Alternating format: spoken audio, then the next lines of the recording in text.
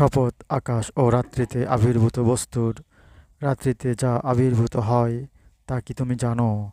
তা এক উজ্জ্বল নক্ষত্র। প্রত্যেকেরই একজন তত্ত্বাবধায়ক আছে। সুতরাং মানুষ চিন্তা করুক কি হতে তাকে সৃষ্টি করা হয়েছে। তাকে সৃষ্টি করা হয়েছে স্ববেগে স্খলিত পানি হতে।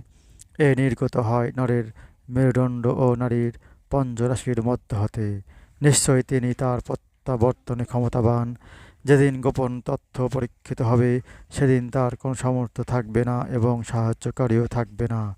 বৃষ্টি ধারণকারী আকাশের শপথ এবং শপথ উদ্ভিদ সম্মিলিত পৃথিবীর। নিশ্চয় কোরআন সত্য ও মিথ্যার মীমাংসাকারী এবং এ প্রহসন নয়। ওরা ভীষণ কৌশল করে এবং আমিও ভীষণ কৌশল করি। অতএব কাফেরদের কিছুকালের জন্য অবকাশ দাও। সূরা তারিক আয়াত 1 থেকে 17। হে আল্লাহ পাক আমাদের সকলকে কোরআন বুঝে পড়ার তৌফিক দান করুন।